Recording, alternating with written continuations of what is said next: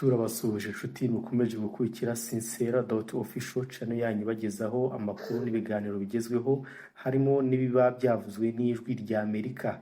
Kora like, share, ukore na subscribe ukomeze gukurikira ibiganiro n'amakuru tubagezaho.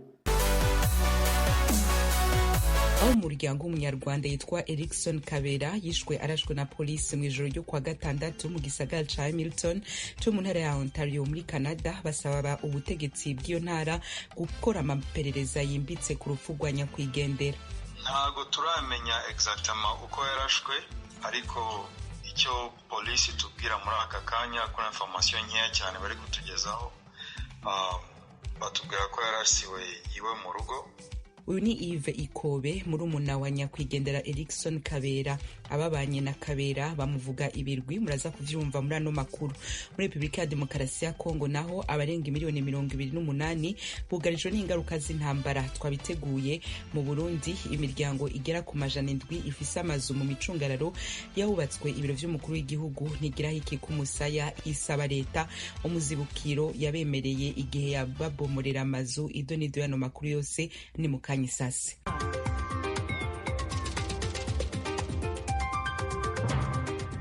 Nongere ndabaha ikaze inshuti bakunze ibijwi rya Amerika, ndanabashimira ko mwatoye ijwi rya Amerika mu yandi maradiyo yose. Amakuru yacu tuyahere muri Senegal ihanganye n'imyuzure n'umwuka mubi ushingiye ku butunzi imbere y'amatora y'abagize inama nshingamateka n'amatora azoba muri uku kwezi kwa 11. Ibindi na mugenzanje ejo ni Mukankusi. Ibice byinshi by'ubutaka buhingwa byarengewe n'amazi mu turere two mu majyaruguru no mu burasirazuba bw'iki gihugu giherereye mu burengerazuba bwa Afurika. Ibi byagize ingaruka ku mibereho y'abaturage basanzwe batunzwe ahanini n'ibikomoka ku buhinzi. Ibiro ntaramakuru bya Faransa AFP bivuga ko mu cyumweru gishize perezida wa Senegal Bassirou Diomaye Faye yasuye uduce tumwe na tumwe twibasiwe n'imyuzure, aho leta yagennye miliyoni 13 z'amadolari yo korohereza abahuye n'ingorane. Abasesengura ibintu bavuga ko guverinoma ya Senegal igomba gukemura ibibazo by'imari ya leta, ibyo minisitiri w'intebe Ousmane Sonko yita ibibazo by'ingutu.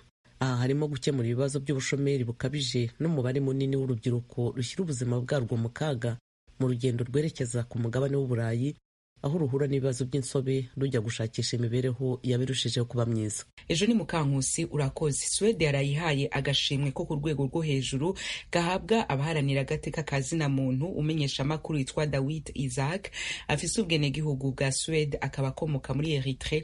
Dawid Isaac amaze imyaka irenga 23 apfunzwe ataburanywe, akaba yashimiwe kubera urugamba yarwanye mu guharanira ubwisanzure bwo gushikiriza ivyumviro. Muravyumva muri no nkuru tugiye gushikirizwa na ejo ni Mukankusi. Dawid Isaac yari mu itsinda ry'abantu bagera muri 20 barimo ba minisitiri muri guverinoma, abadepite ndetse n'abanyamakuru bigenga bafashwe ikivunge mu kwezi kwa 9 mu mwaka 2001.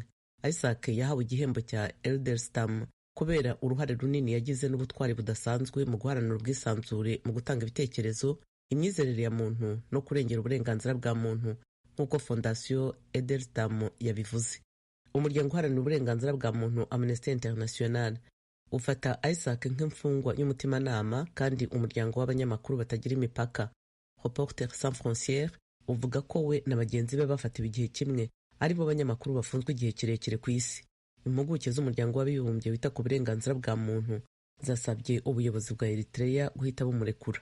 Eritrea nta makuru yamutanzeho, kandi hari ubwoba ko ashobora kuba atakiri muzima, yaba afite imyaka 60.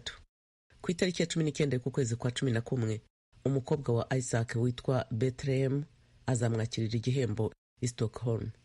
Isaac yahungiye muri Sweden mu 1987 mu gihe Eritrea yarwanaga na Ethiopia ikaza kugera ku bwigenge mu 1993. Amaze kubona ubwenegihugu bwa Sweden, Isaac yasubiye muri Eritrea mu 2001 kugira ngo afashe guteza imbere itangazamakuru, maze afatanya gushinga ikinyamakuru cya mbere cyigenga mu gihugu cyiswe Setit. Yatawe muri yombi nyuma gato y'uko iki kinyamakuru gisohoye inyandiko zisaba amavugurura ya politiki. Ubuyobozi bw'i Asmara nta makuru na make bwigeze butanga ku bijyanye n'aho aherereye cyangwa ku buzima bwe mu myaka yashize. cyakora bavuze ko hari amakuru yizewe yerekanaga ko mu kwezi kwa cyenda umwaka 2020 Isaac yari akiri muzima. Ijwi rya Amerika turacabandaye n'amakuru tubafitiye muri kano kanya. Ayashi Zamel yabaye kandida perezida muri Tunisia, ashobora gufungwa imyaka igera kuri 35. Ejo ni Mukankusi turacari kumwe. Zamel, umwe mu bakandida babiri gusa bemerewe guhangana na perezida Kais Saied mu kwezi gushize, yatawe muri yombi mu ntangiriro z'ukwezi kwa cyenda, umunsi nyirizina abayobozi bemerejeho kandidatire ye mu itora. Umunyamategeko Abdesattar Messaoudi umwunganira mu rukiko rw'i Marouba hafi y'umurwa mukuru wa Tunisia Tunis yatangaje ko urukiko rwongereye imyaka 2 n'amezi 8 ku gihano cye nyuma yo kumuhamya icyaha cyo guhindura impapuro z'abamushyigikiye kugira ngo abashe kwiyamamaza. Messaoudi yavuze ko Zamel w'imyaka 47 y'amavuko yakatiwe igifungo cy'imyaka 35. Yongeyeho ko uyu wahoze ari umukandida akurikiranwa mu manza 37 zitandukanye. Uyu munyamategeko avuga ko buri cyemezo kivuga ko urupapuro rushyigikira Zamel nk'umukandida rwahinduwe ari impamvu yo gutangiza urubanza rushya. Nk'uko byatangajwe n'urwego rushinzwe amatora muri Tunisia ICA, Zamel wahoze ari umudepite, umunyemari, akaba n'umuyobozi w'ishyaka, yabonye amajwi agera kuri 7% mu itora rya perezida mu 2019, mu gihe Saied yatsindiye ku majwi arenga 90%. Kuva amaze gutorwa, perezida Saied yikubiye ubutegetsi, asesa inteko ishinga amategeko, anavugurura itegeko nshinga. Tuve muri Tunisia tuja mu bigwa vya Maurice, aho abatavuga rumwe n'ubutegetsi bw'ico kigwa basa naberekeje ku ntsinzi matora y'abadepite. Ni nyuma y'uko umushikiranganje wa mbere Pravind Jugnauth yemeye ko yatsinzwe. Ejo ni Mukankusi. Amajwi yavuye mu matora ntiyari yatangazwa ku mugaragaro. Cyakora ibiro ntaramakuru bya Faransa AFP bitangaza ko umuyobozi w'abatavuga rumwe n'ubutegetsi Navin Ramgoolam yasaga n'uwiteguye gusimbura minisitiri w'intebe ku nshuro ya 3. Minisitiri w'intebe Pravind Jugnauth yavuze ko urugaga rwe ROPEP ruyobowe n'ishyaka rye Militant Socialist Movement MSM mu magambo ahinnye rwaganaga ku gutsindwa gukomeye mu matora y'ejo ku cyumweru yabaye muri iki kirwa giherereye mu nyanja y'Ubuhinde. Ibikorwa byo kwiyamamaza byatwikiriwe n'igihu cy'urukozasoni rw'ifatwa ry'amajwi, ubwo amajwi y'abanyepolitiki, ay'abadiplomate ndetse n'ay'abanyamakuru yari yafashwe na telefone mu ibanga yanyereraga agakwirakwizwa ku mbuga nkoranyambaga. Abagize umuryango w'umunyarwanda Erikson Kabera yishwe arashwe na polisi mu ijoro ryo kuwa 6 mu gisagara ca Hamilton mu ntara ya Ontario muri Canada, basaba ubutegetsi muri iyo ntara gukora iperereza ryimbitse ku rupfu rwa nyakwigendera. Ku rubuga rwa X, polisi y'ico gisagara yabanje kuvuga ko Kabera yishwe mu kurasana kwabaye hagati yawe na polisi, ariko inyuma amakuru ava muri ico gipolisi ku rwego rw'intara ya Ontario aza kwemeza ko Kabera atigeze arasa inzego z'umutekano. Mugenzi wacu Tim Ishimwe yavuganye na Yves Ikobe, murumuna wa nyakwigendera Erikson Kabera, atangura amubwira uko bamenye ivy'urupfu rwiwe. Mu by'ukuri hari byinshi tutazi bijyanye n'urupfu rwe n'icyatumye apfa, ariko kwa muganga niho twabashije kugera tuvugana na doctor atubwira ko yitabye Imana, kandi akaba yitabye Imana bigaragara ko yarashwe. Ibyo twabimenye ari mu ijoro ryo kwa 6 nijoro nubwo twabimenye. Mu by'ukuri naho ngaho bihagaze, yari umuntu w'imfura cyane muri community ahangaha. Ntago ari urupfu twatekereza ko yashoboraga kuba rwamubaho na gatoya. Mu by'ukuri ni ibyo tuzi muri aka kanya. Ibyo by'uko yari afite umumaro mu muryango mugari w'abanyarwanda turabigarukaho mu kanya. Uvuze ko amakuru y'urupfu rwe mwayamenyeye kwa muganga, mubibwiwe n'umuganga, ndetse wongeraho ko yarashwe nande, byagenze gute? Ntago turamenya exactement uko yarashwe, ariko icyo polisi tubwira muri aka kanya kuna information nkeya cyane bari kutugezaho, batubwira ko yarasiwe iwe mu rugo. Uwamurashe ntago turamenya uwo ari we, ariko polisi yari hari araswa. Nta zindi information twe twabona cyane kuri polisi, ntago iri kuduhereza amakuru ahagije. Nayo tubona rimwe na rimwe tuyabona mu ma article asohoka ku ma media atandukanye batabanje kutubwira. So nta uburyo amakuru ari kutugeraho natwe ni kimwe nuko namwe mushobora kuba mwabimenye mu by'ukuri. Muri aka kanya nta bindi narenzaho ku bijyanye n'urupfu. Mu itangazo mwasohoye nk'umuryango ubikomojeho uvuga ko yarasiwe iwe mu rugo, kandi no mu itangazo niko biri ko yari yiriwe ari kuruhuka, ndetse mu itangazo rya mbere rya polisi nayo yari yavuze ko yari afite imbunda, basa nk'aho bahanganye. Yves, nibyo koko mukuru wawe yari atunze imbunda? No, uko mbizi nta mbunda yigeze atunga mu buzima bwe, kandi nimba mwarebye neza article ya 2 ivuga ko, kandi nawe yasohowe na polisi, ivuga ko nta mbunda we yari afite. So article ya mbere ivuga ko yari afite imbunda, ubwa kabiri akavuga ko nta mbunda yari afite, kandi ko nta mbunda yigeze arasa. Mu by'ukuri rero nta kuba ari umuntu wagira imbunda, uwo ntabwo ari Erikson.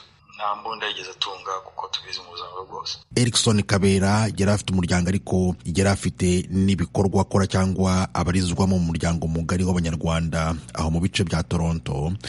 Wowe uri murumuna we, watubwira gato cyane uko yarabanye n'abandi bantu mu muryango mugari w'abanyarwanda n'abandi muri rusange? Erikson yari umuntu ubana n'abantu bose, yari afite inshuti nyinshi hano muri Hamilton no muri Toronto, cyane cyane muri Canada afite inshuti nyinshi cyane.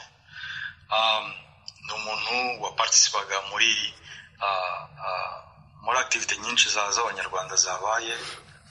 Yari vice president wa communauté ya Toronto, yamaze ari vice president imyaka 4. Muri Hamilton yari umu advisor muri communauté y'abanyarwanda. Rero ibyo byonyine ibyo bibiri bigaragaza imibereho myiza afitanye n'abantu. Yari afite abana 3 n'umugore. Ni umuntu uri inyangamugayo, ni umuntu witabiraga ikintu cyose cyabaye, yaba ari ubukwe, yaba ari urupfu, yaba ari gufasha ku bintu bitandukanye. Hari ibintu byinshi cyane Erikson yakoraga, kandi akabikora atikorera ahubwo akorera rubanda. Biratubabaje cyane koko, ni urupfu rutoroshye kwakira, ko nubwo ntabwo turabyemera ko ari ibintu byabaye. Birumvikana. None niba polisi yari yabanje kuvuga ko yari afite imbunda mbere yo kumurasa, ndetse hakabanza kuba igisa nko guhangana, mwe nk'umuryango murumva hagiye gukurikira iki? Muri aka kanya dufite avoka twatangiye kuganira nawe ugiye kuturepresenta. Niwe uzakomeza case, akaba yamenya information nyinshi kurushaho. Ariko icyo dushaka kuruta ibindi byose ni ukuri ku byabaye, kandi ni ukuri kugira ngo tumenye cyishe mukuru wanjye. Ndashaka kumenya ukuri. Yves Ikobe, murumuna wa Erikson Kabera wamaze kuva mu buzima arashwe, ndagushimiye cyane kuba wemeye kuvugana n'Ijwi ry'Amerika, kandi mukomere. Murakoze cyane. Team Ishimwe yavuganye kandi na Gilbert Ngabo, umunyarwanda wo mu gisagara ca Toronto yamenye nyakwigendera Erikson Kabera kuva mu 2009. Avuga ko asize igihengeri gikomeye mu muryango w'abanyarwanda. Gilbert Ngabo atangura avuga ico bazokwibukira kuri nyakwigendera Kabera. Mu 2009 narinje kwiga hano, nsanga Kabera we yari amaze imyaka 3-4 amaze kumenyera muri communauté. Ni umuntu twajyaga kunganya imyaka kuko afite 43, njye nari mfite 40. Amfata nk'umuvandimwe we, anshyira ku kwaha kwe, anyereka uko igihugu gikora, akantembereza. Ndibuka imwe muri memoire mfite za mbere nuko niwe muntu wari ufite imodoka mu bantu twari tuzi hafi ahangaha. Ndibuka ko nta na rimwe wakeneraga kugira aho ujya kwideplasa ngo abe yakubwira ngo nta mwanya afite. Yahitaga gutwara akakugeza aho ushaka kujya. Urabona bino bihugu ntabwo tuba tubizi iyo tukiri bashya, akakwereka aho ibintu bikorerwa, akagufasha gusobanukirwa. Niba hari serivisi ukeneye akakwereka aho uzikura. Nicyo kintu cya mbere mwibukiraho. Kabone niyo waba utaramenya n'icyo umubaza, bakakubwira atangane ugomba kujya. Niyo imaje y'imwibukaho bwa mbere nkiri muto yagera muri iki gihugu. Urakoze cyane. Birumvikana ko uretse wowe hari n'abandi yagiye afasha mu muryango nyarwanda aho ngaho muri Canada. Niki asize nk'icyuho asize kingana iki mu muryango nyarwanda aho ngaho? Ni kinini cyane, ntabwo wabona nuko ugisobanura, kuko nari nkubwiye ko yari afite ikintu kimwe cyo kwitanga mu muryango nyarwanda twakoreranaga hano. Ariko byari binarenze kuko yari ameze nk'aho we mu mutima wakirirwa ntabwo u Rwanda rwigeze rumuvamo, kabone nubwo yaba yaraje muri iki gihugu.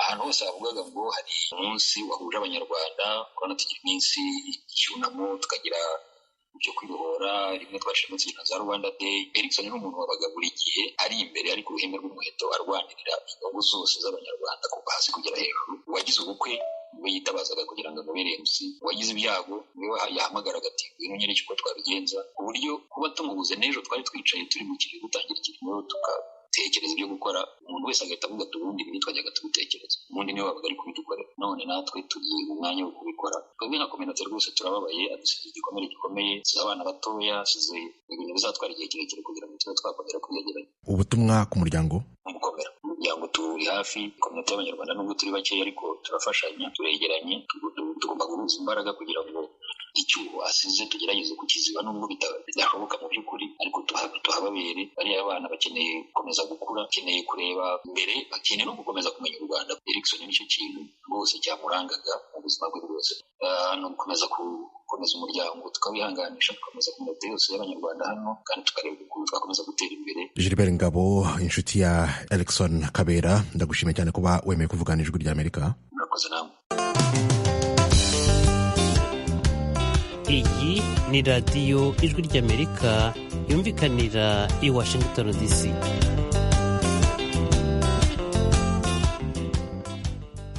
Ijwi ry'Amerika turacabandanya n'amakuru tubafitiye muri kano kanya. Tuyabandanirize muri Burasirazuba bwa Repubulika ya Demokarasi ya Kongo, aho abantu barenga 28,000 bugarijwe n'ingaruka z'intambara z'urutavanako. Jimmy Shukurani bakomera. Iyi mibare yatanzwe na Jean Patrick Bacigenda, wari uhagarariye guverineri w'intara ya Kivu ya Ruguru mu gihe hizizwaga umunsi mpuzamahanga wo gukemura no kurwanya amakimbirane mu mujyi wa Goma no muri Kivu ya Ruguru. Uyu yumvikanishije ko amakimbirane agenda yiyongera ku rwego rwo hejuru muri iyi minsi. Kuri we uyu niwo mwanya wo kwigisha urubyiruko n'abandi baturage basanzwe uburyo bwo gukemuramwo amakimbirane. Kuri inshuro buri wese agomba kugira ikibazo cy'amakimbirane nk'ikibazo cye, agomba gukemura kandi abishizeho umwete. Mu burasirazuba bw'igihugu cyacu abarenga 28,000 b'abaturage bose bakozweho n'ibibazo by'amakimbirane. Ibyo biterwa n'uko muri aka gace habarizwamo imitwe y'iterabwoba, imitwe yitwaje intwaro, kandi ugasanga yose igamije kurwanya ubutegetsi buriho. Ibyo rero bigatuma habaho ibibazo by'amakimbirane bikomeye cyane. Iyo hariho ibiganiro nk'ibi, tuma tubona umwanya wo guhura n'urubyiruko tukarwigisha, nabo bikabongerera imbaraga mu rwego rwo kurwanya amakimbirane. Ni ibirori byitabiriwe n'abantu batandukanye biganjemo urubyiruko n'abagize amashyirahamwe arengera uburenganzira bwa muntu asanzwe akorera mu gihugu n'ayo hanze y'igihugu. Aba bagaragaje ko amakimbirane n'intambara z'urudaca bigira ingaruka zikomeye ku buzima bw'abaturage, cyane ku rubyiruko. Espoir Ngarukiye ni umwe mu bari babyitabiriye. Kuri we ibiganiro ku mpande zirebwa n'iki kibazo bishobora gufasha ubuyobozi guhoshya amakimbirane. Kuri iyi nshuro ibiganiro ni ngombwa ku mpande zose zifitanye amakimbirane. Ibi ntekereza ko bishobora kuba umuti urambye ku kibazo cy'amakimbirane, kubera ko akenshi dushakira ibisubizo aho bitari, kandi ibisubizo bigomba kuboneka muri twebwe abaturage. Ibiganiro hagati y'abafitanye amakimbirane mbona ko byihuta cyane kurusha inzira zose zishobora gutangizwa n'ubuyobozi cyangwa ibindi. Leta igomba gushyiraho ingamba zifatika kugira ngo abafitanye amakimbirane baganire. Nitubikora gutyo ntawe uzadutandukanya turutse mu bihugu byo hanze. Ku rundi ruhande, Bwana Vincent Tegera, umuyobozi w'urubyiruko rwa Community y'Abatutsi mu ntara ya Kivu ya Ruguru, avuga ko rimwe na rimwe abayobozi bagira uruhare rukomeye cyane mu izamuka ry'amakimbirane mu baturage. Aragira ati, uko abayobozi ba Repubulika Iharanira Demokarasi ya Kongo bagiye basimburanwa, nta muyobozi n'umwe wabashije guhuza abaturage ngo akore umuturage umwe uhuriye mu gihugu kimwe nk'uko bimeze, ufite n'inyungu zimwe, ufite n'intumbero imwe. Ibyo byaje kunanirana, bivuze ko ntiturabona umuyobozi wa nyayo uhagarara ku zina ry'igihugu cyacu ngo abashe guhuza abaturage bacu tubeho mu mahoro. Kuko urebye ivangura riracyari mu bantu, amacakubiri aracyari mu bantu. Guverinoma sinzi ko hari icyo yabasha kubikora kuko iba igifite, kuko iba yaragikoze hakiri kare. Jean Claude Matabaro we abona ko kugira ngo amakimbirane acike burundu mu burasirazuba bwa Kongo, abaturage bagomba kubaho mu bumwe no kwirinda kwiyunga n'imitwe yitwaje intwaro. Ubundi kugira amakimbirane ashire ni ukubera buri muntu yakwimenya, akamenya ko Imana yamuremye, kandi akamenya ko n'uruhande rwe nawe yaremwe n'Imana. Noneho atabizanyemo ibyo kurwana, atabizanyemo byo kumena amaraso ariko akamenya ko kino kintu taco co mfite ariko kuva uno muvandimwe nambona uruhande rwanje agifite reka nkimusabe mu mahoro atari byo kumanza wamufatira intwaro ukamena amaraso y'abanyagihugu. Muri uwo muhango kandi abayobozi basabwe gukora iyo bwabaga mu gushakisha umuti urambye ku bibazo by'intambara kuko arizo zitera izamuka ry'amakimbirane mu karere no kwiyongera k'umubare w'abasore binjira mu mitwe yitwaje intwaro igamije guhungabanya umutekano. Niko Ntasugi Simba Baudouin uhagarariye ishyirahamwe ry'urubyiruko Dynamique des Jeunes Leaders pour le Développement abibona. Amakimbirane yabaye menshi hejuru y'intambara. Urabona intambara zatangiye 93 zirazamuka n'uyu munsi turacyari mu zo ntambara. Abana bavutse bavukira mu ntambara bakura mu ntambara n'uyu munsi bakiri mu ntambara. Wakagombye gusaba ko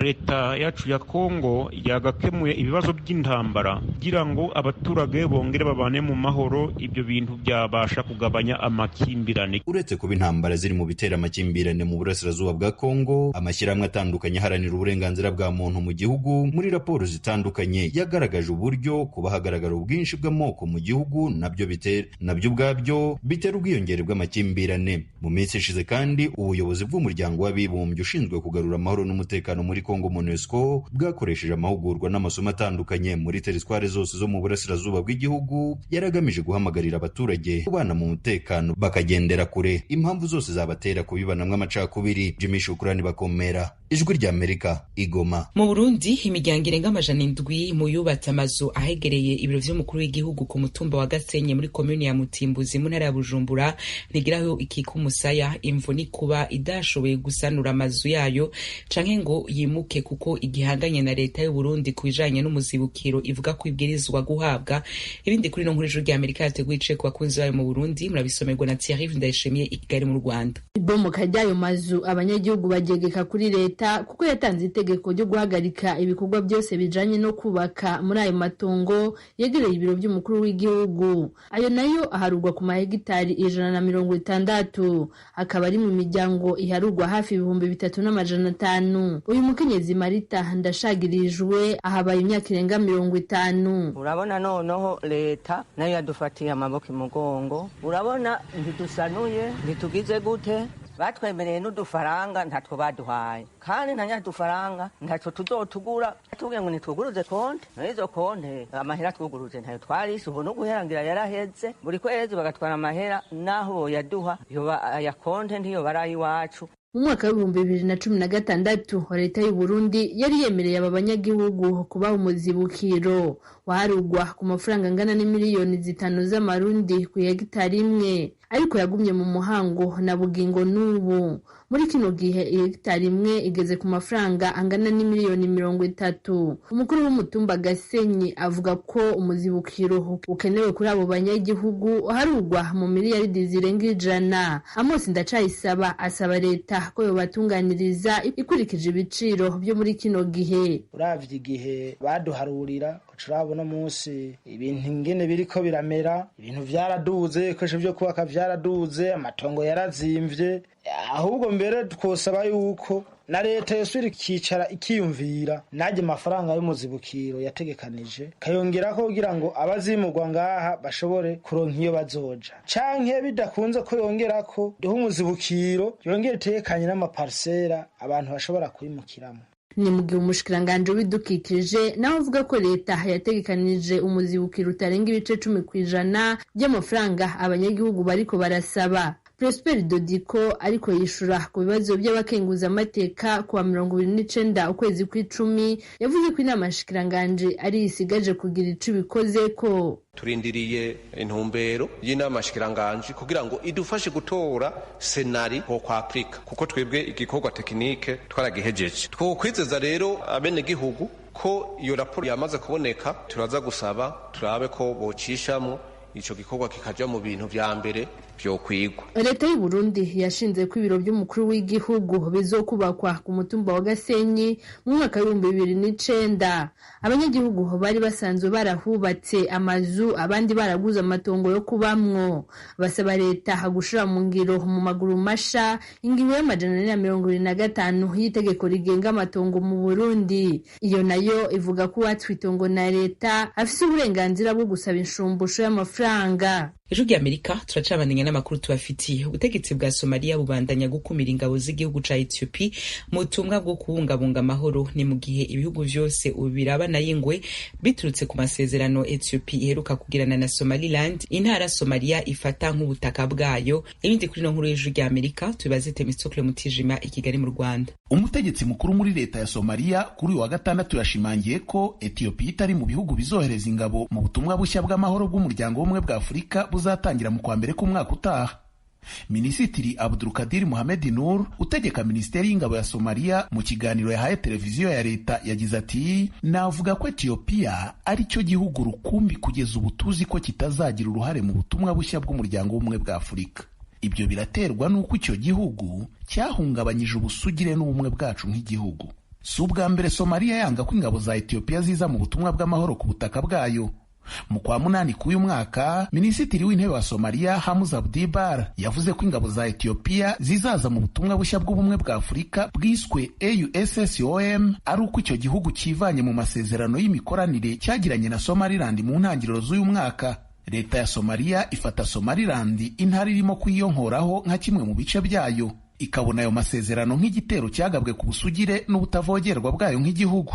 Abasesenguzi bavuga ko Ethiopia yakomeje kwima amatwi ubusabe bwa Somalia bwo kuva muri ayo masezerano asa n'ashyira mu kato iki gihugu. Profeseri Sonkor Geir wahoze ari umuyobozi muri Minisiteri y'Ingabo yavuze ko Somalia ifite uburenganzira bwo guhitamo ibihugu biza muri ubwo butumwa n'ubwo kwanga ko ibindi biza. Uyu musesenguzi mu kiganiro yahaye Ijwi ry'Amerika serivisi y'igisomali yagize ati, Somalia ifite uburenganzira nk'igihugu bwo gukumira Ethiopia mu butumwa bwa AU buzaza bitewe n'uko ibona ibikorwa by'icyo gihugu birimo n'amasezerano cyagiranye na Somaliland nk'intambamyi ku gihugu.